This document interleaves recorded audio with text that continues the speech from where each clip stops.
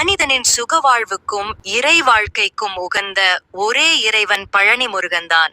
இவருக்கு 2 விதமான அலங்காரங்கள் நடைபெறும். ஆண்டி கோலமும் ராஜ அலங்காரமும். இந்த 2 கோலத்தை யார் எந்த காரணத்திற்காக தரிசிக்கலாம் என்பதை பற்றி சிறிய அளவில் பார்ப்போம். தண்டாயுதபாணி விக்கிரகத்திற்கு 4 விதமான அபிஷேக பொருட்கள் மட்டும்தான் உபயோகிக்கப்படுகிறது. அவை நல்லெண்ணெய், பஞ்சாமிர்தம், சந்தனம், விபூதி என்பவை.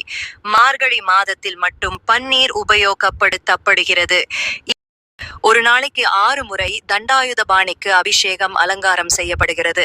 இது 5 முதல் 7 நிமிடத்துக்குள் முடிந்துவிடும். அபிஷேகம் முடிந்து அலங்காரம் செய்துவிட்டால் பின்னர் அடுத்த அபிஷேகம் வரை மாலை சாற்றுவதோ பூக்களால் அர்ச்சனை செய்வதோ கிடையாது. இரவில் முருகனின் மார்பில் மட்டும் வட்ட வடிவில் சந்தன காப்பு சார்த்தப்படுகிறது. விக்கிரகத்தின் புருவங்களுக்கிடையில் ஒரு பொட்டு அளவுக்கு சந்தனம் வைக்கப்படும். தண்டாயுதபாணி விக்கிரகம் மிகுந்த சூடாக இருக்கும். ஆதலால் இரவு முழுவதும் அந்த விக்கிரகத்திலிருந்து நீர் வெளிப்படும். இந்த நீரை அபிஷேக தீர்த்தத்துடன் கலந்து காலை அபிஷேகம் நடக்கும் போது அங்கு இருக்கும் பக்தர்களுக்கு பிரசாதமாக விநியோகம் செய்கிறார்கள். தண்டாயுதபாணி சிலையை சுற்றி எப்போதும் ஒருவித சுகந்த மனம் பரவி நிற்கும். தண்டாயுதபாணி சிலைக்கு இடது பக்கத்தில் ஒரு சின்ன மரகத லிங்கம் உள்ளது. அவரை தரிசிக்க வலது பக்கமாக சென்று தீபம் காட்டுதல் வேண்டும். ஏனெனில் தீப ஒளி இல்லாமல் அந்த லிங்கத்தை தரிசிக்க இயலாது. தண்டாயுதபாணி சிலையை இராஜ அலங்காரத்தில் தரிசிக்க வேண்டுமா, ஆண்டி கோலத்தில் தரிசிக்க வேண்டுமா, எது சிறந்தது என்ற கேள்வி பலருக்கு இருக்கலாம்.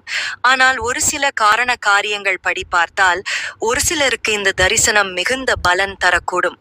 முற்றும் துறந்த தவநிலை, அதாவது அலங்காரம் இல்லாமல் ஆண்டி கோலத்தில் பார்க்கும்போது நமக்குள் ஒரு மெய்ஞானம் உண்டாகும் என்பதற்காக பெரிய ஞானிகள் எல்லாம் அந்த கோலத்தை காண்பதற்காகத்தான் துடிப்பார்கள். முற்றும் துறந்தவர்கள், குடும்பத்தில் பல நிலை களை கடந்தவர்கள், இவர்களெல்லாம் அந்த கோலத்தை விரும்பி பார்க்கலாம். தீராத நோய் என்று மருத்துவர்கள் சொல்லிவிட்டார்கள். அவ்வளவுதான் என்ற நிலையில் அதற்கும் நீங்கள் முருகனின் ஆண்டி கோலத்தை தரிசிக்கலாம். மனக்குழப்பம் அடைந்து இருக்கிறார்களே, அவர்களையும் இந்த ஆண்டி கோல முருகனை வழிபடச் சொல்லலாம். அவர்களுக்கு மனநிலையில் மாற்றங்கள் ஏற்படுகிறது.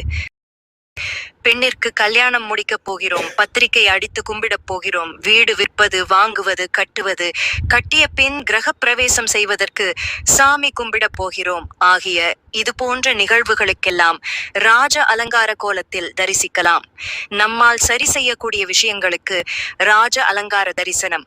நம்மால் முடியாது, மருத்துவராலும் முடியாது, யாராலும் முடியாது போன்ற விஷயங்களுக்கெல்லாம் ஆண்டி கோலம் மிக மிக உகந்த தரிசன கோலமாகும்.